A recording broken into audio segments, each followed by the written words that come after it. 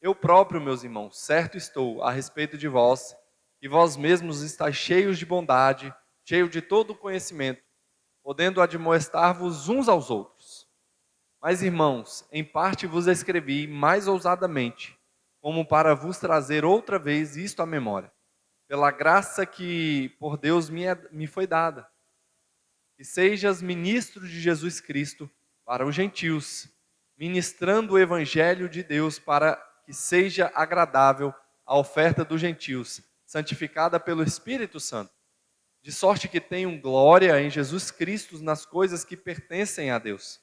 Porque não ousarei dizer coisa alguma que Cristo por mim não tenha feito, para fazer obediente aos gentios por palavra e por obras, pelo poder dos sinais e prodígios, e pelo poder do Espírito de Deus, de maneira que desde Jerusalém e arredores até ao Ilírico tenho pregado o Evangelho de Cristo.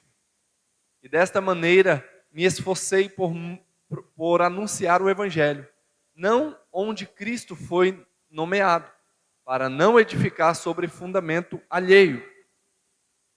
Antes, como está escrito, aqueles a quem não foi anunciado o verão, e os que não ouviram o entenderão. Amém? Somente até aí. Curva a sua cabeça, vamos orar. Santo Deus, ante a tua presença, Pai, estamos aqui nessa noite para te adorarmos, te exaltarmos, te engrandecermos. Fala ao teu povo, fala à tua igreja. Nos leva, Senhor Jesus, a Deus, a entender as verdades da tua palavra. Nos leva a uma vida de total submissão, de total entrega. E, Senhor Jesus, que possamos, Senhor Jesus, trilhar os teus caminhos com obediência e fidelidade, em nome de Jesus. Amém? Podeis assentar, adorando ao Senhor, exaltando o santo e poderoso nome do Senhor.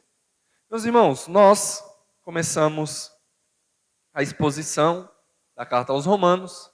Nós começamos, estamos já finalizando, estamos no capítulo de número 15, estamos finalizando, estamos no meio do capítulo, e mais alguns encontros estaremos finalizando a carta aos Romanos, a exposição. Estamos indo versículo a versículo.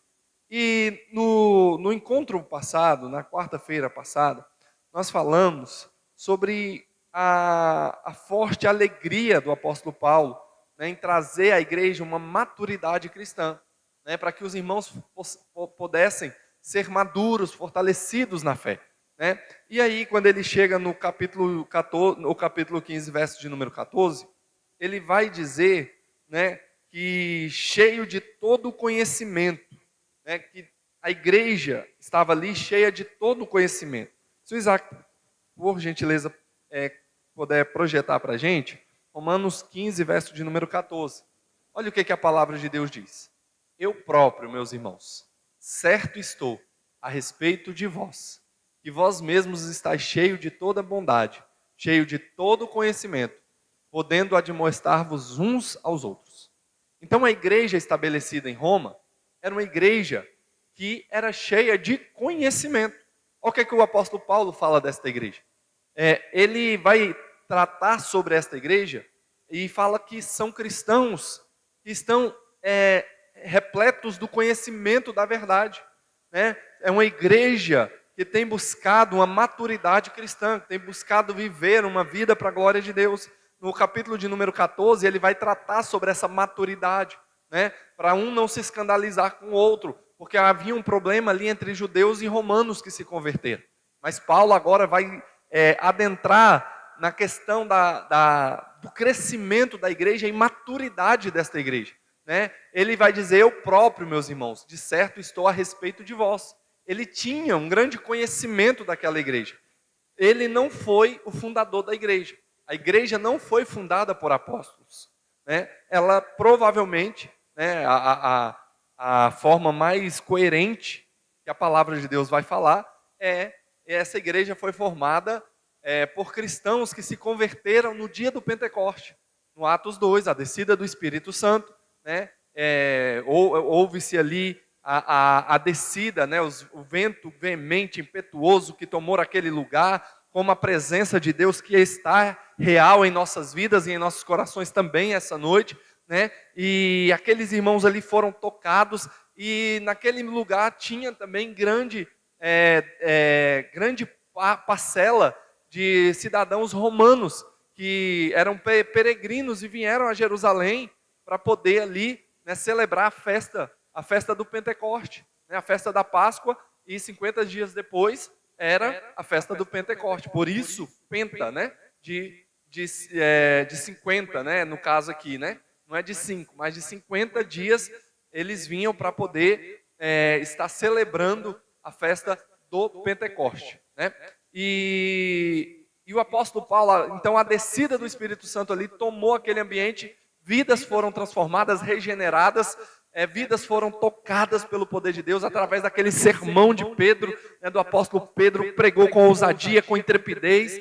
Os homens foram regenerados, transformados, mais de 3.000 almas se converteu a Cristo, e provavelmente, né, a forma mais coerente que a palavra de Deus diz sobre a igreja estabelecida em Roma é que esses irmãos voltaram, essas pessoas que foram tocadas, transformadas, que agora eram irmãos em Cristo, voltaram para a sua nação, né, voltaram para Roma, e ali agora eles fundaram uma igreja de adoração ao Deus vivo e verdadeiro. E essa igreja, ela era enraizada em sabedoria e conhecimento. Como o apóstolo Paulo diz, eu próprio, meus irmãos, certo, estou a respeito de vós. E ele está a respeito, falando com propriedade, porque ele conhecia cristãos que também estavam estabelecidos ali naquela igreja, né? E ele vai dizer de que vós mesmos estáis cheios de bondade. Olha só, uma igreja onde tinha cristãos com o coração aberto, com o coração grato, e eles cuidavam uns dos outros com toda bondade, um coração com liberalidade, né? E eles faziam o melhor para cuidar uns dos outros com toda a sua generosidade. E isso é louvável e engrandece o nome do Senhor. E aí Paulo vai além dizendo, cheio de todo o conhecimento. Então vocês não são neófitos na fé. Vocês não são pessoas ignorantes da fé. Mas vocês têm o conhecimento da palavra de Deus, podendo admoestar-vos uns aos outros. E esse conhecimento não é para si, mas para alimentar uns aos outros. Então, Paulo vai declarar essas verdades sobre a igreja. E ele vai dizer, admoestando os uns aos outros. Admoestar significa colocar a mente em pé, né? Então, aconselhamento de forma correta. Então, no final do verso 14, coloca, Isaac, por gentileza, esse admoestar-vos uns aos outros, ele está falando que é um aconselhamento coerente, correto, que alimenta, que edifica, que leva ao crescimento da igreja. Por isso, nós temos a necessidade de orientar os nossos irmãos na palavra de Deus. Às vezes, algum está passando alguma dificuldade, uma luta, uma perca, alguém partiu para a glória, alguém perdeu o emprego, está acontecendo uma situação inusitada na vida de algum irmão, e ele está com um coração amargurado, ferido, triste. Mas quando nós chegamos com uma palavra de sabedoria, uma palavra de vida, uma palavra que fortalece os nossos irmãos, isso Deus está sendo glorificado. E é a nossa missão como igreja, ajudar aqueles que estão aflitos. Amém, igreja? Então Paulo está testemunhando dessa igreja, que eles tinham esse cuidado de admoestar uns aos outros, de orientar uns aos outros, e era uma igreja que conhecia. Então Paulo conhece vários irmãos que estão inseridos na igreja de Roma, né? No verso 15, aí pode colocar para a gente, ele vai dizer, mas irmãos, em parte vos escrevi mais ousadamente, como para vos trazer outra vez isto à memória, pela graça que por Deus me foi dada. Então Paulo está falando que ele agora escreve mais ousadamente. Então Paulo escreve também com o objetivo de lembrar-vos sobre as doutrinas centrais do Evangelho. Olha o que ele vai dizer, mas irmãos, em parte vos escrevi mais ousadamente. O que é que Paulo escreveu? Tudo o que ele tratou até o momento. Até do capítulo 1 até o capítulo de número 11, foram as doutrinas básicas da fé. Coisa que aquela igreja sabia, né, de forma simples, porque eles viviam, né, em estudo, em aplicação, em capacitação da palavra do Senhor, mas Paulo faz questão de reforçar essas doutrinas. E olha só a valiosidade disso, né? Imagina se Paulo não tivesse enviado essa carta à igreja de Roma. Quanto que nós, doutrinariamente, não teríamos perdido.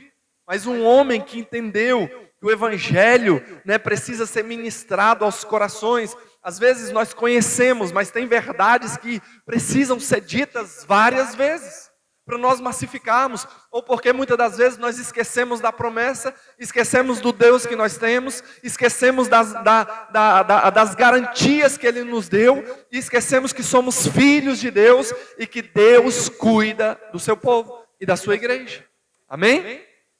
Então que possamos, assim como o apóstolo Paulo, entender, né, e reforçar a fé dos nossos irmãos, reforçar a igreja. Então Paulo vai falar do capítulo 1 ao capítulo de 11, doutrinas básicas da fé, né? Vai trazer a parte doutrinária da carta aos Romanos. E do capítulo de número 12 até o capítulo de número 16, né, Paulo no 15 e no 16 ele vai finalizar a carta. Mas até o 14 ele vai trazer, vai trazer questões práticas da vida com Deus, né, de como a comunidade, a igreja deve estar com Deus, como deve ser o culto a Deus, né, que é o capítulo de número 12, verso 1, que nós possamos prestar o culto em sacrifício vivo, santo e agradável a Deus. Então, por isso, Paulo vai relembrar a igreja, né, e vai escrever ousadamente, com essa ousadia, porque aquela igreja já era uma igreja capacitada, fortalecida, ensinada. Mas Paulo, mas eu quero estar compartilhando com vocês algo que eu recebi do Senhor, porque o Senhor me deu um chamado para mim ser apóstolos dos gentios.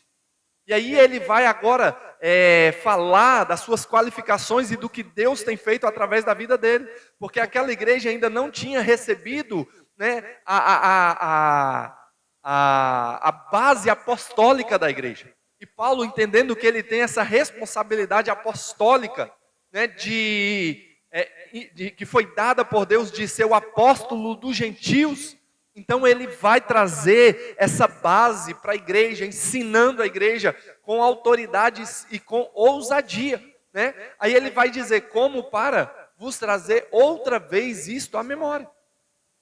Então isto à memória é o quê? As doutrinas do capítulo de número 1 até o capítulo de número 11, que são as doutrinas centrais do evangelho. Paulo vai falar sobre a depravação total do homem, sobre o homem que pecou e destituídos estão da glória de Deus, a salvação pela fé, né? Ele vai falar sobre nós agora entendermos a soberania do Senhor, né? Que Deus nos escolheu, Deus nos elegeu, e essas doutrinas, elas foram ensinadas pelo apóstolo Paulo. Então ele traz à memória todas essas doutrinas. E querido, muitas das vezes essas doutrinas vão ser repetidas no púlpito. Muitos dizem, eu não vou nem na igreja, porque o pastor só fala daquelas doutrinas. Meu irmão, mas essas doutrinas nunca é demais. Sempre nós temos que estar fortalecendo, reavivando, entendendo o que Deus fez por nós. Reaviva a nossa fé, reaviva a nossa alegria, reaviva a nossa esperança, que nós iremos morar com Deus. Amém, queridos? Então ele sabe, Paulo já sabe, que eles já conhecem essas verdades, mas ele repete, traz novamente a memória. Então repetir sermão é importante mesmo. Repetir sermão, repetir doutrinas é importante, porque uma das formas do ensino, uma das formas de massificarmos aquilo que nos está sendo ensinado, uma forma pedagógica de ensino, é a repetição. Todas as vezes que nós repetimos, nós, cada dia mais, fortalecemos a nossa convicção e o nosso ensino é fortalecido. Aquilo se torna algo comum, natural. Por quê? Porque nós estamos ouvindo repetidamente e até gravamos aquilo que nos está sendo ensinado. Por isso a importância, e Paulo aqui faz questão de tocar nesse ponto, dizendo que repetidas vezes ele relatou trouxe essas verdades, essas doutrinas à igreja, como para vos trazer outra vez isto à memória, pela graça de Deus que me foi dada. Né? Então, que graça é essa? Que graça é essa que foi dada a Paulo? Né? Que foi outorgada, e na outra versão vai dizer que me foi dada, mas também que me foi outorgada, ordenada por Deus. Né? Que graça é essa? Aí está lá no verso 16, ele vai dizer qual é essa graça. Que seja ministro de Jesus Cristo para os gentios. Olha só isso aqui. Paulo foi chamado por Deus para ir aos gentios e pregar o evangelho. Para ir, qual é a diferença? Pastor, o que é gentio? Gentio é todo aquele que não é judeu.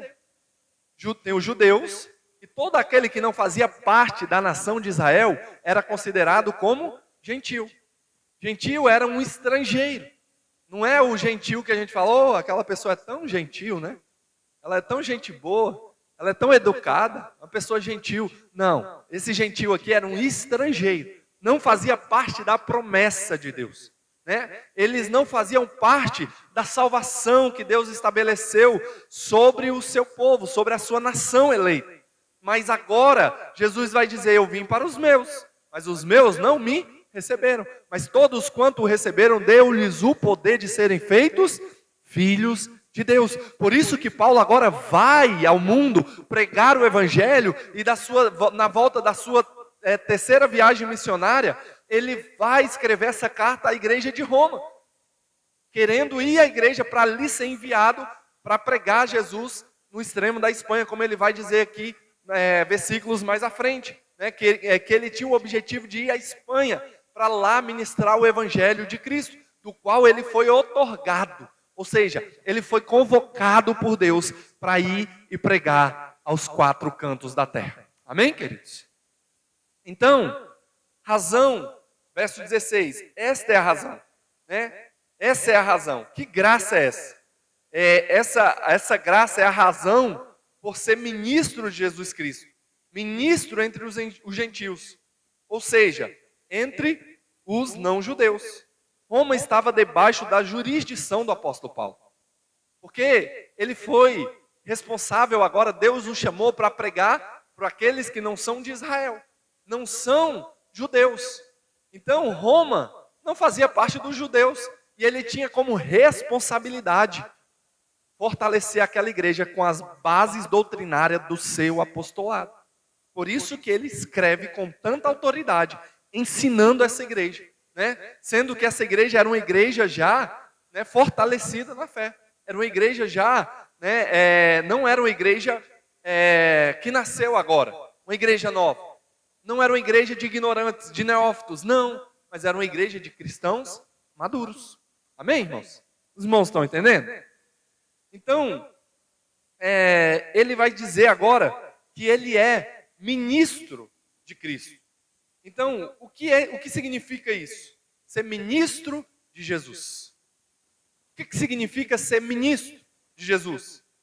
Ele usava essa linguagem, porque essa linguagem ministro, ela é uma linguagem sacerdotal. Ele remete, e aqui está um texto que é muito rico e vasto, porque ele vai voltar ao Antigo Testamento e trazer uma característica do sacerdote. Porque o sacerdote era ministro do serviço da casa de Deus. Ele que realizava, né, todo aquele ritual levítico que Deus estabeleceu para poder ali agora oferecer o sacrifício diante de Deus. E aí Paulo vai levantar, vai trazer essa ilustração à igreja, vai trazer essa compreensão à igreja, né? Que significava, ele usava essa linguagem sacerdotal do Antigo Testamento. Ele fala sobre o seu ministério em semelhança ao ministério sacerdotal exercido no templo lá em Salomão, no templo que Salomão estabeleceu, né? No templo que foi feito em adoração a Deus. Então Paulo, ele vai usar essa linguagem dizendo, como o sacerdote era ministro lá, que levava o sacrifício diante de Deus, ele tinha uma responsabilidade do serviço, eu também sou ministro de Cristo, pela vida de vocês. Eu tenho uma responsabilidade de edificar vocês na fé em Cristo Jesus. Mas não é, né, e aqui ele vai deixar isso bem claro, não é da mesma forma que o sacerdote.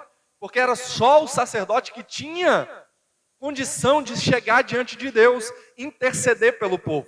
Só o sacerdote que podia entrar no lugar santíssimo para oferecer o sacrifício a Deus. Somente o sacerdote. Então os demais não tinham essa condição. Mas Paulo não vai entrar nessa questão, né? Porque ele já vai refutar isso logo à frente. Né? Mas a palavra ministro, no grego, é a palavra liturgos, que quer dizer liturgia. Né? Liturgia. Né? Então, que significa serviço. Serviço público, serviço ao público. Então, a liturgia é um serviço ao público, que depois foi trago essa mesma palavra para dentro do templo. E eles usaram agora o liturgos ou a liturgia. Os judeus passaram a usar, a definir aquela que realizava uma cerimônia sagrada. Agora essa palavra liturgos era um serviço sagrado. Por isso que o sacerdote oferecia a Deus uma liturgia. Né? Era um serviço de adoração a Deus. Um serviço sagrado a Deus. Amém? E terceiro, né, a liturgia. Né? A liturgia hoje é as partes do culto, do serviço público que nós apresentamos a Deus. Por isso que aqui há uma liturgia. Há uma sequência de organização e serviço para que o culto a Deus seja entregue. Nós estamos aqui hoje, né, preparados. Por isso que tem o louvor, tem a leitura da palavra, tem as oportunidades, tem a exposição da palavra de Deus, as orações, porque é uma organização, é um serviço que a igreja está prestando a Deus em adoração. É o nosso culto. Amém, queridos? Por isso que o culto tem uma liturgia, uma preparação. Paulo está dizendo que Deus conduziu para liderar publicamente essas pessoas, os gentios. E ali agora ele se coloca como esse ministro, servo de Deus, que está ali agora para poder servir a igreja. Servir a igreja com a sua vida, por amor a Cristo. Né? Para que a igreja seja cada dia mais fortalecida, vitoriosa, vencedora, ele sendo instrumento de Deus para edificar esta igreja. Amém? Então, o sacerdote é esse sagrado encargo. Por isso que lá em 1 Pedro, capítulo de número 2, verso de número 9, olha o que Paulo, o que Pedro vai nos dizer, né? E Paulo não entra justamente usando essa linguagem, ele não está falando que ele tinha a mesma função que o sacerdote, mas Pedro vai exemplificar isso. Até porque Pedro já diz aqui, porque assim, ou melhor, 2:9, capítulo 2, 1 Pedro, capítulo 2, verso 9. Mas vós sois geração eleita, sacerdócio real, a nação santa, o povo adquirido, para que anuncieis as virtudes daquele que vos chamou das trevas para a sua maravilhosa luz. Olha o que Pedro está falando. Eu e você somos uma geração eleita. Sacerdócio real. Ou seja, sacerdócio real, querido, eu e você agora temos acesso a Deus. Porque era só o sacerdote que tinha acesso ao Santo dos Santos. Mas o véu se rasga e hoje o acesso é de todo aquele que se dobra o seu joelho diante de Deus e fala com o seu Pai eterno. E olha só quem está falando isso. O apóstolo Pedro. Que é dito como o pai da igreja. Né? Como a igreja católica apostólica romana usa essa nomenclatura dizendo que Pedro é o porteiro do céu. É ele que abre a porta para que, né, tenha acesso com Deus. Isso é um extremo absurdo, porque a palavra de Deus vai dizer que o véu se rasgou e agora, querido, eu e você temos acesso direto a Deus, não tem mediador, né? O único mediador entre Deus e o homem é Jesus Cristo, que é o caminho, que é a verdade, que é a vida, que nos conduz ao Pai, e o Pai nos aceita por causa do seu Filho Jesus Cristo. Amém, queridos? Então, nós somos hoje a nação santa, sacerdócio real, o povo adquirido de Deus. E aí Pedro, ou melhor dizendo, Paulo agora, no verso 16, ele fala sobre o liturgos, né? O primeiro sobre o liturgo, o segundo sobre o sacerdotal evangelho, e o terceiro com o objetivo que a oferta deles fosse aceitável. É o que ele vai dizer, né? São os 3 pontos do verso 16, né? Que sejam ministros de Jesus Cristo para o gentio, para ministrar o evangelho de Deus, para que sejam agradável, né? Para ministrar o evangelho de Deus, falando sobre a sua função sacerdotal. E terceiro, né? Essa oferta dos gentios, santificada pelo Espírito Santo, para que Deus, né, o receba a oferta deles em adoração a Deus, em verdade a Deus, não porque Paulo seria o mediador, mas porque ele também estaria intercedendo e fazendo o seu melhor para que a igreja de Cristo pudesse ser fortalecida. É o que ele vai dizer no verso 17, coloca para a gente. Aí ele vai seguir o verso 17 agora falando sobre as suas credenciais, o porquê que Deus o chamou. De sorte que tenham glória em Jesus Cristo. Verso 17, por gentileza. De sorte que tenham glória em Jesus Cristo, nas coisas que pertencem a Deus. Então ele está dizendo, eu tenho glória. Em quem? Eu me glorio. Ele vai dizer, em outra versão vai dizer, eu me glorio disso. Eu me glorio porque Deus me chamou para dar frutos. Eu me glorio por onde eu passei, igrejas foram estabelecidas. Eu me glorio porque vocês, irmãos, estão fortalecidos com a igreja, mas não é só em Roma. Deus já levantou igrejas, estabeleceu igreja em vários lugares. E Ele me usou como servo para estabelecer essas igrejas. E eu me glorio, mas eu não me glorio em mim mesmo. Aí Ele vai dizer, eu glorio-me em Jesus Cristo, nas coisas que pertencem a Deus. O serviço que eu prestei a Deus. Eu dou glória a Cristo porque Ele me deu o privilégio de servir na casa de Deus. Ele me deu o privilégio de ser o apóstolo dos gentios. Ele me deu o privilégio de ser útil para o reino dEle. É o que Paulo está dizendo aqui. Aí ele vai seguir no verso 18. Porque não ousarei dizer coisa alguma que Cristo por mim não tenha feito para fazer obediente os gentios por a palavra e por obras. Por palavra e por obras. Então ele está dizendo aqui, que Deus o fortaleceu, Deus o chamou, e onde ele foi, por onde ele passou frutos, né, foi gerados para o reino de Deus. Mas ele levanta essas suas credenciais e fala do que Deus fez pela sua vida. Por quê? Porque ele precisava que aquela igreja entendesse que ele era um vaso de Deus para a pregação do evangelho nos 4 cantos. Para que quando ele chegasse à igreja de Roma, porque ele envia essa carta primeiro à igreja, para depois ir. E quando ele chegasse lá, quando ele chegasse de fato, a igreja entendesse que ele era um ministro do evangelho. Que ele era uma pessoa que se doou para o reino e o enviassem com a função missionária. Amém? Então Paulo está dizendo aqui que ele alegra do resultado que obteve no seu ministério. Ele se alegra.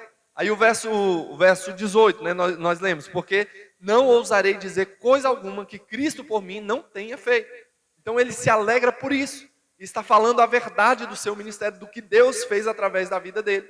Aí o verso 19, por gentileza. Pelo poder dos sinais e prodígios, e pelo poder do Espírito de Deus.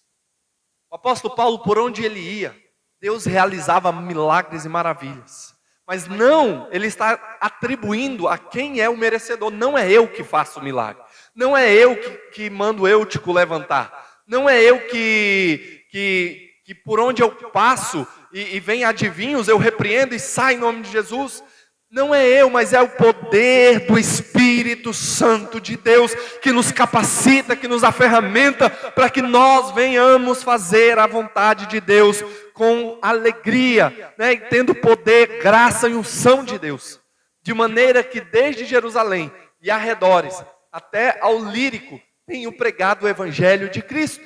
Ele está falando aqui da sua devoção, da sua entrega a Cristo, né? Fazendo com que Cristo seja conhecido, fazendo com que o reino de Deus avance. Então ele está falando que entregou a sua vida para que o evangelho de Cristo fosse ministrado às vidas e aos corações, né? E aí ele vai seguir dizendo, verso de número 20: e desta maneira me esforçarei por anunciar o evangelho, não onde Cristo foi nomeado, para que não edifique sobre fundamento alheio. E ele está dizendo aqui, igreja, e eu não vou aí para mim ficar em Roma pregando para vocês o tempo todo, não. Esse não é meu objetivo. Eu não quero me engrandecer no meio de vocês. Eu não quero que vocês me olhem como um doutor, como alguém importante, não. Eu quero avançar. Eu quero chegar em lugar onde Cristo, onde o Evangelho, onde as pessoas não ouviram falar ainda de Cristo. Eu quero que Cristo seja conhecido. Eu vim a este mundo com o objetivo, com o propósito de levar o Evangelho aos 4 cantos da terra. Então, querido, é até uma crueldade. Nós vivemos pregando para nós mesmos todos os dias. E glória a Deus, porque nós temos essa liberdade, né? Glória a Deus. Mas, querido, quantos não ouviram falar do amor de Cristo? E Paulo estava preocupado, porque ele tinha essa responsabilidade e dizia: ai de mim, se não pregar o evangelho de Cristo. Paulo tinha essa responsabilidade. Então, dessa maneira, ele vai dizer: esforcei por anunciar o evangelho por onde Cristo foi nomeado, para não edificar sobre fundamento alheio. Aí vai o verso 21 para finalizarmos. Antes, como está escrito, aqueles a quem foi anunciado o verão, e os que não ouviram o entenderão. Então, queridos, aqueles que foi anunciado o evangelho de Cristo, eles vão ver a face de Deus. Eles vão ser tocados por Deus. Eles vão ser transformados por Deus. E os que não ouviram o entenderão, porque agora vão ouvir a palavra de Deus através das nossas vidas. O evangelho vai ser pronunciado, e nós estamos aqui para ser ministros das boas novas de Cristo. Amém, igreja? Você entendeu essa palavra nessa noite? Se coloque de pé.